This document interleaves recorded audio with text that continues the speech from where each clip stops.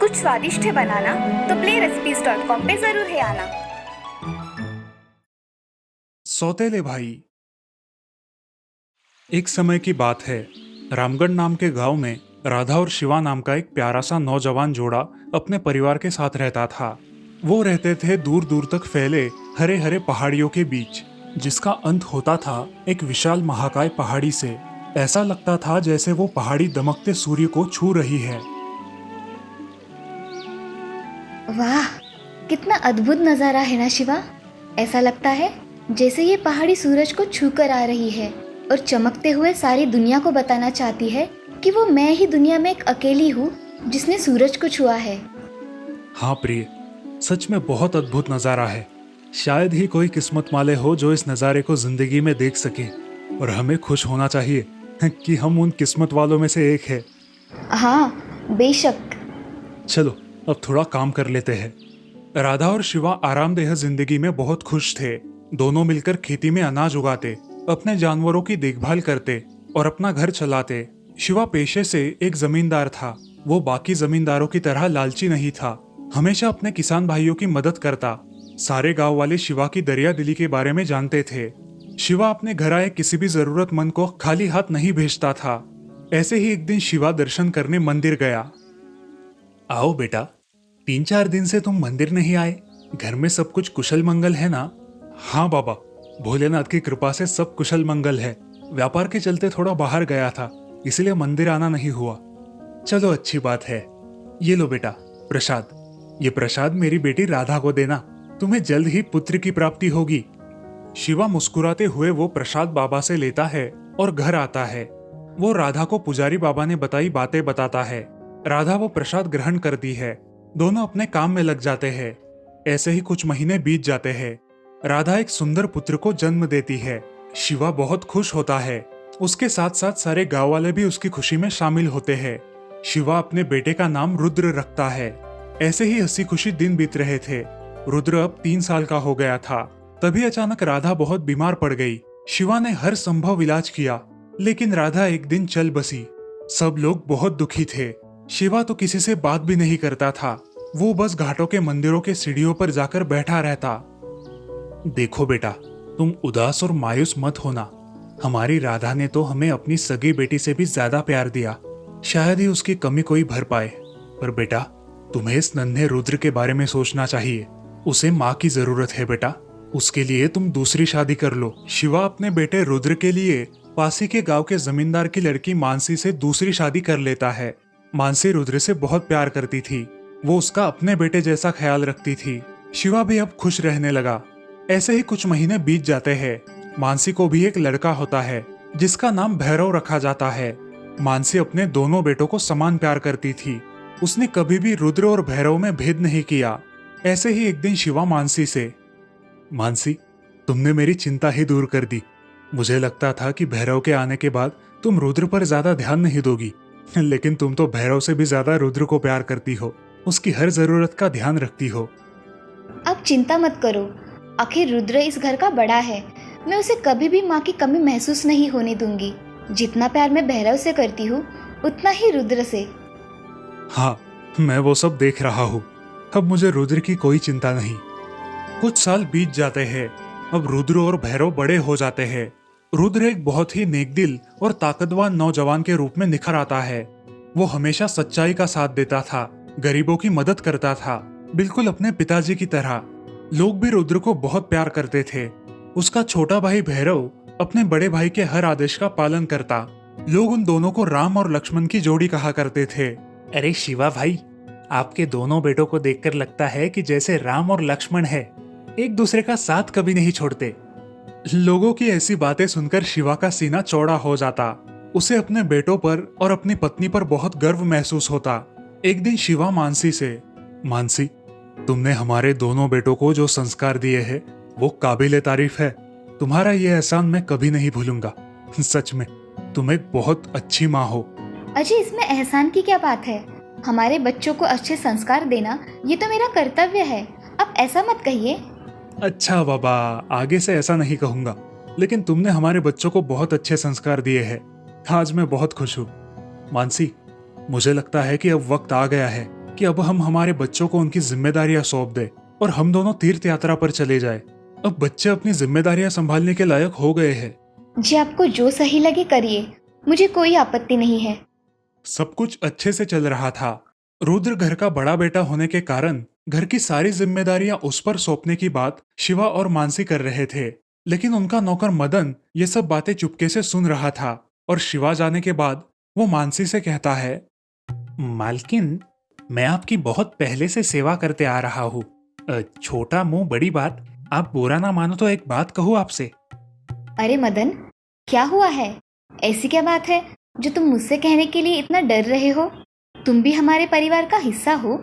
जो भी कहना है साफ साफ कहो, मुझे क्यों बुरा लगेगा? आप बड़े ही साफ और भोले दिल की हो मालकिन। आप हमेशा रुद्र बाबा को अपने सगे बेटे जैसा प्यार देती है और बड़े ही लाड़ प्यार से उनकी परवरिश करती है।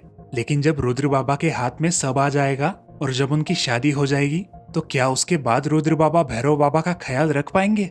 भैरव बाबा पहले से ही रुद्र बाबा को अपना आदर्श मानते हैं, लेकिन अगर ऐसा हुआ तो भैरव बाबा को पूरी जिंदगी भर उनके आगे हाथ फैलाने पड़ेंगे। आखिर वो कौन सा भैरव बाबा का सगा भाई है तो सौतेला भाई ही। कब अपना रंग बदले क्या पता। सुनो मदन, आज पहली बार तुमने ऐसा कहा है, इसीलिए मैं तुम्हें माफ कर देती हूँ। लेकिन आइंदा कभी भी रुद्र को और भैरव को सौतेला भाई मत कहना।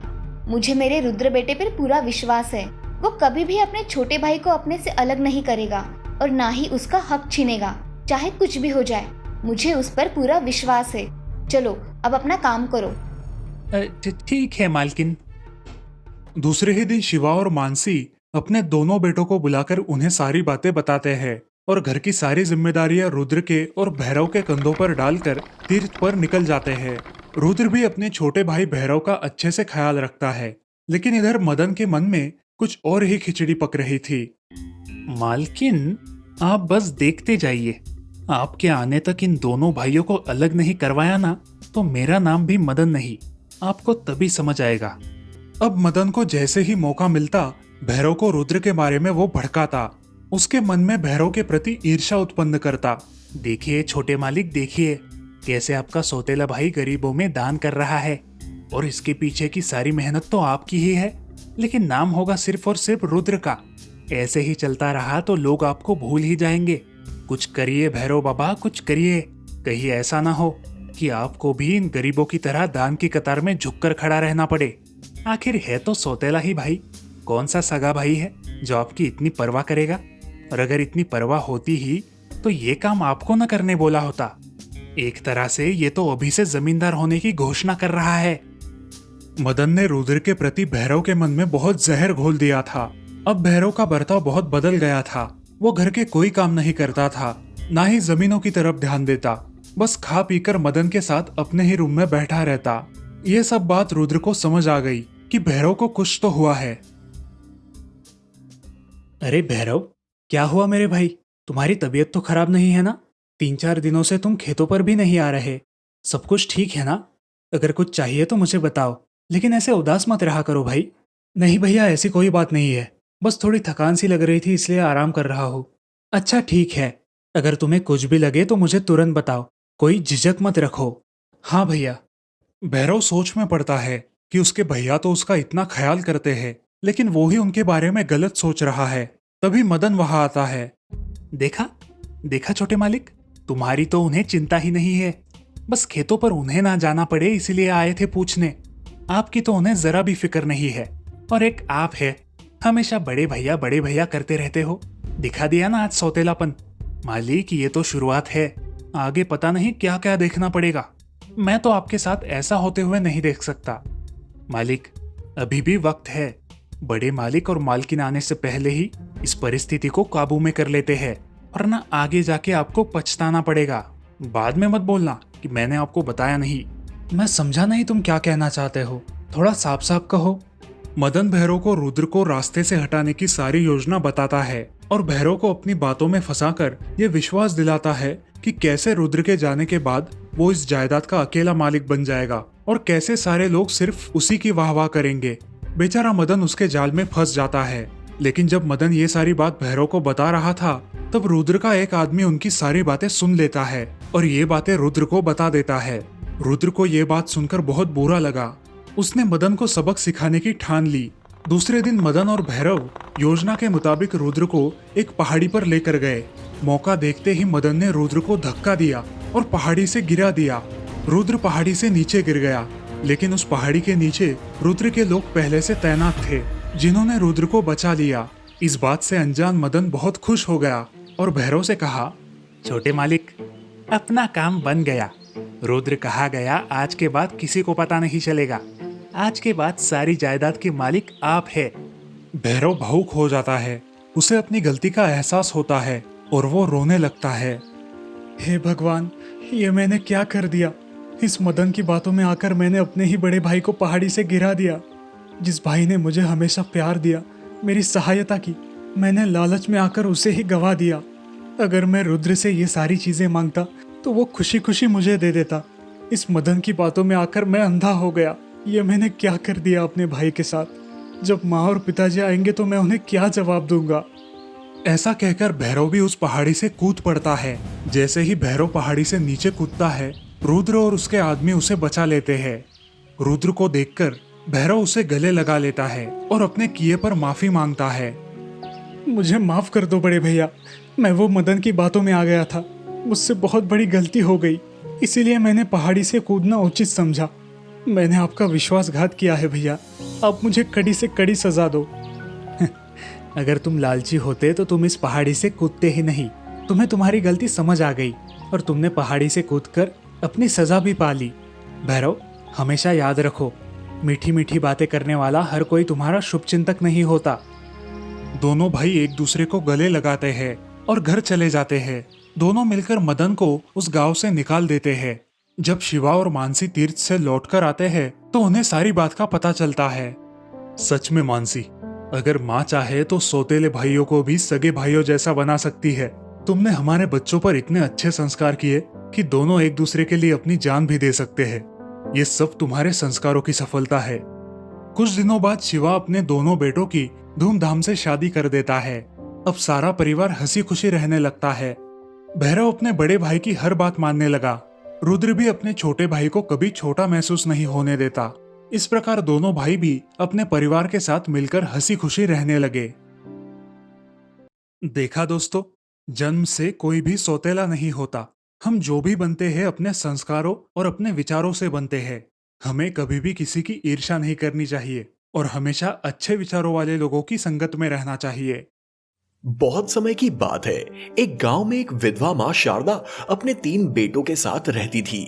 उसकी हालत बहुत ही खराब थी। पति के देहांत के बाद वो खुद घर घर जाकर काम करती थी। उससे जो भी कमाई होती, उससे वो अपने बच्चों की परवरिश किया करती थी। उन तीनों बच्चों में जो सबसे बड़ा लड़का था, वो शारदा का सौतेला लड़का था। कुछ दिन बीत जाते हैं, शारदा बहुत ही बीमार पड़ जाती है। उसे समझ में नहीं आता कि अब मैं क्या करूं। बेटा अशोक, मेरी बात सुनो बेटा। हाँ माँ, आप बोलिए, मैं आप ही के पास हूँ माँ। बेटा, मुझे नहीं लगता कि मैं अब और जी पाऊंगी। अब तू तो बड़ा है, तू कुछ ना कुछ करके अपना पेट भर लेगा बेटा। लेकिन इन 2 छोटे भाइयों का क्या होगा? कैसे जी पाएंगे ये दोनों? मैं तो मरते वक्त भी इनको रोटी नहीं दे सकती। मेरे जाने के बाद क्या होगा बेटा? माँ, ऐसा मत बोलो माँ, मैं तुम्हें कुछ नहीं होने दूंगा। मैं तुम्हें कुछ नहीं होने दूंगा माँ।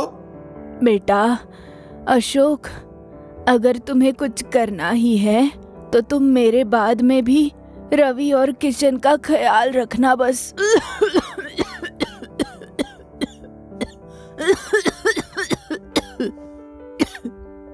माँ, ऐसा मत बोलो माँ, मैं आपको वचन देता हूँ, मैं रवि और किशन को हमेशा गले से लगा कर रखूंगा। माँ, मैं उनकी अपने खुद के बेटों की तरह परवरिश करूंगा, ये मेरा वादा है। बेटा, एक बार शादी और बच्चे होने के बाद भाई भाई को नहीं पहचानता। माँ, मैं कसम खाता हूँ, मैं पूरी जिंदगी अपनी कोई संतान नहीं होने दूंगा। आज से रवि और किशन मेरे बेटे हैं। अशोक की ये बात सुनते ही शारदा को तसल्ली हो जाती है और वो दम छोड़ देती है। आह, किशन, रवि और अशोक रोने लगते हैं। अब सारा क्रियाक्रम करने के बाद अशोक सोच में पड़ता है कि अब मैं क्या करूं। अशोक एक कपड़े की मिल में काम करने लगता है और वहां से अशोक की बहुत तरक्की होती है। कुछ ही साल बाद अशोक खुद की एक कपड़े की मिल शुरू करता है। कुछ ही दिनों में अशोक की शादी भी हो जाती है। अशोक अब बहुत बड़ा आदमी बन जाता है। वो अपने दोनों भाइयों को नए कारोबार शुरू करवा देता है। भैया, आपने हमारे लिए बहुत किया है, हम आपका ये एहसान कभी नहीं चुका पाएंगे। अरे पगले, ऐसा क्यों कह रहे हो? तुम दोनों मेरी ही जान हो, मेरे बच्चों। अशोक ने ये सब तरक्की अपने मेहनत से और लगन से हासिल की थी और अपने माँ को दिए हुए वादे को सही करने की कोशिश में की थी। उस वक्त अशोक एक मंदिर से एक अनाथ लड़के कृष्णा को घर लेकर आता है। कृष्णा घर का सारा काम करता था और अपने अशोक साहब को वो भगवान की तरह पूजता था। अशोक भी कृष्णा पर अपनी जान छिड़कता था और कृष्णा को अशोक अपना बेटा मानता था। अशोक अब अपने भाइयों की धूमधाम से शादी कर देता है। रवि, किशन, जरा इधर आओ। मेरे बच्चों, अपने कारोबार में हमेशा मेहनत करना और बहुत तरक्की करना। हाँ भैया, आप चिंता मत करो, हम बहुत मेहनत करेंगे। दोनों भाइयों की शादी के बाद रवि और किशन की पत्नियां सुमन और भारती को हमेशा अशोक की पत्नी जानकी से जलन होती थी। दोनों को लगता था कि घर में छोटी से छोटी चीज के लिए उनको जानकी दीदी से पूछना पड़ता है, लेकिन जानकी हमेशा भारती और सुमन का ख्याल रखती थी। वो भी अशोक की तरह उन्हें अपनी बेटियां मानती थी। शाम को जब रवि और किशन घर पर आते हैं, तभी भारती और सुमन, अजी सुनते हो, क्या इस घर में सिर्फ जानकी दीदी की चलेगी? हमें ऐसे नहीं चलेगा। या तो आप अपने बड़े भाई और भाभी के साथ रहिए या हमारे साथ। आपको आज फैसला लेना ही पड़ेगा। ये सारी बातें कृष्णा सुन लेता है और अशोक को फोन पर बता देता है। किशन और रवि अब दोनों अशोक के आने का इंतजार करते हैं और जैसे ही अशोक घर आता है, देखो भैया, आज से हम इस घर में नहीं रहेंगे, हम अब नए घर में जाने की सोच रहे हैं, हमें हमारा हिस्सा दे दो। अरे पगलो, यहाँ नहीं रहोगे तो कहाँ जाओगे? ये सब मैंने किसके लिए किया है? ये सब तुम्हारा ही तो है। इस जायदाद का मैं क्या करूंगा? मुझे तो बस तुम लोगों की खुशी चाहिए। जानकी, जरा इधर आओ, घर की तिजोरी की चाबियां मुझे दे दो। जानकी चाबियां अशोक को दे देती है और वो चाबियां सुमन और भारती को देता है। देखो बेटियों, संभालो अपने घर को, ये आज भी तुम्हारा है और कल भी तुम्हारा है। ऐसा कहकर अशोक और जानकी अपने रूम में चले जाते हैं। तभी जानकी अशोक से कहती है, ये सब तो उन्हें ही देना था, लेकिन आपने इतनी जल्दबाजी नहीं करनी चाहिए थी। कुछ तो अपने खुद के पास रखते। अरे जानकी, रवि और किशन मेरे बेटे जैसे हैं, तुम्हें कोई चिंता करने की जरूरत नहीं।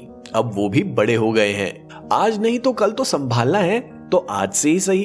अब हंसी खुशी से दिन बीत रहे थे, लेकिन अचानक अशोक के मिल में आग लग जाती है और बहुत बड़ा नुकसान हो जाता है। रवि, किशन, आग लगने की वजह से इनकम नहीं हो रही है। मैंने कुछ लोन लिए थे, वो मुझे चुकाने हैं। वो लोन तुम चुका देना, बाद में हम उसे संभाल लेंगे। ठीक है भैया। सब खाना खाते हैं और सोने अपने अपने रूम में चले जाते हैं। तभी सुमन और भारती किशन और रवि से कहती हैं, तुम दोनों के पास क्या बहुत ज्यादा पैसा हो गया है क्या? अशोक भैया और जानकी भाभी की तो कोई संतान भी नहीं है, उन्हें कुछ फर्क नहीं पड़ेगा। कोई जरूरत नहीं है लोन वोन चुकाने की, वो अपना खुद का देख लेंगे। ये सारी बातें अशोक और जानकी सुन लेते हैं। उनकी मिल को बैंक नीलाम कर देती है। सुमन और भारती कृष्णा पर गहने चोरी करने का इल्जाम लगाकर घर से बाहर कर देती हैं। जानकी ये सब सह नहीं पाती और चल बसती है। जानकी के जाने के बाद अशोक अपना होश खो बैठता है। रवि और किशन भी अपने भाई को घर से निकाल देते हैं। अशोक बेचारा कभी किसी मंदिर या कहीं पे भी जाकर अपना पेट भरता है, जो मिले उसे खाकर अपना दिन निकालता है। इधर कृष्णा मुंबई जाकर बहुत बड़ा आदमी बन जाता है। कृष्णा अब 4-5 कंपनियों का मालिक बन गया था। एक दिन कृष्णा अशोक साहब के गांव उनसे मिलने आता है। मिलने से पहले वो वहीं मंदिर दान करने जाता है जहां से अशोक साहब ने कृष्णा को उठाकर घर ले गए थे। जब कृष्णा अपने साहब को भिखारियों और अनाथों के बीच बैठा देखता है तो हैरान परेशान हो जाता है। कृष्णा उन्हें देखकर उनके पैरों में पड़ जाता है और रोने लगता है। मेरे भगवान हो आप, और आप इतना बुरा वक्त होते हुए भी आपने अपने बेटे को एक बार भी याद नहीं किया। क्या आपको अपने इस कृष्णा पर इतना भी भरोसा नहीं था? साहब, मेरी भाभी माँ कहाँ है? हमारी भाभी माँ अब इस दुनिया में नहीं रही है कृष्णा। अशोक कृष्णा को सब आप बीती बताता है। कृष्णा अपने साहब को उनका हक देने का ठान लेता है और रवि किशन की कंपनी के सारे शेयर खरीद लेता है और अशोक साहब को फिर से सारी कंपनी में मालिक बना देता है। ये बात रवि और किशन को समझ आ जाती है। उनको उनके किए पर पछतावा होता है। वो माफी मांगने अशोक भैया के यहाँ जाते हैं। तभी भैया, हमें माफ कर दो। हमसे गलती हो गई। हम आपको कभी समझ ही नहीं पाए। मैं तुम्हें अभी भी माफ कर सकता हूँ, लेकिन जो बड़े भाई बाप की तरह अपना खून पसीना एक करके अपने छोटे भाइयों को अपने बेटे की तरह संभालता है, वो मुझे कभी माफ नहीं करेगा। उन्हें दर दर की ठोकरें खाने छोड़ दिया जाता है। और बात सीधी है कृष्णा, आज ये बुरे वक्त में मेरे पास माफी मांगने आए हैं और जब फिर से इनका अच्छा वक्त आएगा तो इस बात की क्या गारंटी है इनके रंग नहीं बदलेंगे। अशोक को अपनी मां को दिया हुआ वचन याद था। अशोक उन्हें फिर से उनकी कंपनी के शेयर वापस देता है और कृष्णा के साथ रहने लगता है। रवि और किशन शर्मिंदा होकर चले जाते हैं। श्यामपुर नाम के गांव में राधा नाम की एक लड़की अपने माँ और पिताजी के साथ रहती थी। उसके माँ और पिताजी बहुत थक गए थे, इसीलिए घर के सारे काम राधा ही किया करती थी। घर के कामों के साथ साथ बाहर जो भी काम मिले वो राधा कर लिया करती थी। किसी ने काम करने बुलाया तो वो चली जाती थी। ऐसे ही एक दिन, अरे राधा, मेरे घर में आज थोड़ा काम है, चलोगी काम करने के लिए? तुम्हें उसके बदले में कुछ दाम दे दूंगी। हाँ आऊंगी ना चाची, बस मेरा इतना काम खत्म हो जाए, बाद में आ जाऊंगी। ठीक है राधा, मगर जल्दी आना, हाँ, काम बहुत है। चाची वहां से चली जाती है। चाची के जाने के बाद राधा अपने घर के सारे काम खत्म कर लेती है और सीधे चाची के घर जाती है। चाची के घर के सारे काम भी राधा जल्दी से खत्म कर देती है और बिना पैसे लिए ही वहां से निकल पड़ती है। अरे ओ राधा, तुम्हारे पैसे तो लेती जाओ। हाँ हाँ चाची, लेकर जाऊंगी। कहाँ भागे जा रहे हैं? दे देना बाद में। अच्छा ठीक है, जैसा तुम चाहो, बाद में लेकर जाना। जी, मैं चलती हूँ। अगले दिन सुबह जल्दी उठकर राधा एक खेत में काम करने गई। जब वो काम करके घर लौटी तो उसने देखा कि उसके पिताजी की तबीयत बहुत खराब हो गई है। वो बीमार पड़ गए थे। राधा तुरंत उन्हें अस्पताल लेकर गई। पिताजी, आप चिंता मत करो, आपको अच्छा लगेगा। हाँ बिटिया। पिताजी को अस्पताल में एडमिट करके राधा काउंटर पे फॉर्म भरने के लिए गई। वहां जाकर उसे पता चला कि वहाँ एडवांस में 20,000 रुपए जमा करने पड़ते हैं। जी, आपको ये पैसे बाद में दिए तो नहीं चल सकता? नहीं मैडम, अभी के अभी पैसे भरने पड़ेंगे, नहीं तो पेशेंट का इलाज नहीं हो सकता। मैडम, आप कुछ कीजिए ना, मेरे पास अभी इतने पैसे नहीं है। मेरे पास अभी सिर्फ 5,000 रुपए है, इससे हो जाएगा क्या? जी नहीं मैडम, हमारे हॉस्पिटल का रूल है, उसे हम नहीं तोड़ सकते। राधा बहुत निराश हो जाती है। ये देख के अकाउंटेंट उसे बोलती है, मैडम, आप अभी के लिए 5,000 जमा कर दीजिए, बाकी के बाद में दे देना। जी मैडम, आपका बहुत बहुत धन्यवाद। हॉस्पिटल से बाहर आकर राधा सोच में पड़ गई। अपने पिताजी के इतने सारे अस्पताल की फीस कैसे भरे, ये उसे समझ नहीं आ रहा था। अब मैं क्या करूं? इतने पैसे कहाँ से लाऊं? सोचते सोचते वो रास्ते में एक जगह पर बैठ गई। अब इतने सारे पैसे कैसे जमा किए जाए, इसका उसे कोई उपाय नहीं सूझ रहा था। ऐसे ही निराशा में आकर उसने वहां का एक पत्थर उठाया और जमीन पर पटक दिया। पत्थर जमीन पर पटकते ही उस पत्थर से बहुत बड़ा प्रकाश बाहर आया और वहां एक परी प्रकट हो गई। परी राधा से बात करने लगी। हे लड़की, मैं यहाँ इस पत्थर में कई सालों से कैद थी। मुझे मेरे बुरे कर्मों की वजह से श्राप मिला था कि जब भी कोई ईमानदार और सच्ची लड़की मुझे हाथ में लेगी तभी मैं मुक्त हो जाऊंगी। आज तुम्हारी वजह से मैं मुक्त हो गई हूँ। सच में परी? हाँ मेरी बच्ची, मांगो, तुम्हें जो भी मांगना है, मैं तुम्हारी मनोकामना पूरी करूंगी। हे परी, मेरे पिताजी बहुत बीमार हैं और उनके इलाज के लिए मेरे पास पैसे नहीं है। मेरी बच्ची, चिंता मत करो, मैं तुम्हारी सहायता करूंगी। मगर परी, मैं तुमसे मदद कैसे ले सकती हूँ? तुमने मुझे मुक्त किया है, इसी वजह से तुम जो भी मांगोगी वो तुम्हें मिल जाएगा। राधा अपनी सारी कहानी परी को बताती है। उसकी कहानी सुनकर परी भी दुखी हो जाती है। बच्ची, ये लो, मेरी तरफ से तुम्हारे लिए तोहफा, ये हार तुम्हारी हमेशा मदद करेगा और तुम इसे जो भी मांगोगी वो तुम्हें मिल जाएगा। और तुम्हें जब भी ऐसा लगे कि तुम्हें मेरी ज़रूरत है तो तुम मन ही मन मुझे याद कर लेना, मैं वहाँ आ जाऊंगी। ऐसा कह के परी वहाँ से गायब हो जाती है और राधा के हाथों में वो सोने का हार रह जाता है। हार लेकर राधा अपने घर जाती है और अपने माँ को सारी कहानी बताती है। हे जादुई हार, मुझे मेरे पिताजी के इलाज के लिए कुछ पैसे चाहिए, क्या तुम मेरी मदद कर सकते हो? ऐसा कहते ही उनके सामने प्रकाश छा जाता है। ढेर सारे पैसे आ जाते हैं। ये सब देखकर राधा और उसकी माँ चौंक जाते हैं। राधा तुरंत अस्पताल में जाकर पिताजी के इलाज के लिए वो पैसे भर देती है। कुछ ही समय बाद वो उसी जगह पर जाती है जहाँ उसे वो परी मिली थी। वहां जाकर राधा मन ही मन परी को पुकारती है और वो जादुई परी उसके सामने प्रकट हो जाती है। परी, तुम्हारा वो जादुई हार सच में काम कर गया। मैंने पिताजी के इलाज के लिए पैसे भी भर दिए और अब मैं ये हार तुम्हें लौटाने आई हूँ। तुम्हारा ये ईमानदार स्वभाव देखकर ही मैंने वो हार तुम्हें दिया था। तुम वो हार अपने पास ही रखो और उसके जरिए अपने साथ साथ बाकी जरूरतमंद लोगों की भी मदद करो। आप मुझ पर इतना विश्वास करती है परी रानी? हाँ राधा, मैं हमेशा गरीबों की और जरूरतमंदों की मदद करूंगी। अब मैं चलती हूँ। हाँ परी रानी। परी वो हार हमेशा हमेशा के लिए राधा को सौंपकर वहां से चली गई। कुछ ही दिनों बाद राधा के पिताजी ठीक ठाक होकर घर आए। राधा अपने रोजमर्रा के काम करने लगी। उसने उस हार का इस्तेमाल अपने स्वार्थ के लिए ना करते हुए जरूरतमंद लोगों की मदद करने के लिए किया और अपने माता पिता के साथ एक खुशहाल जिंदगी बिताने लगी।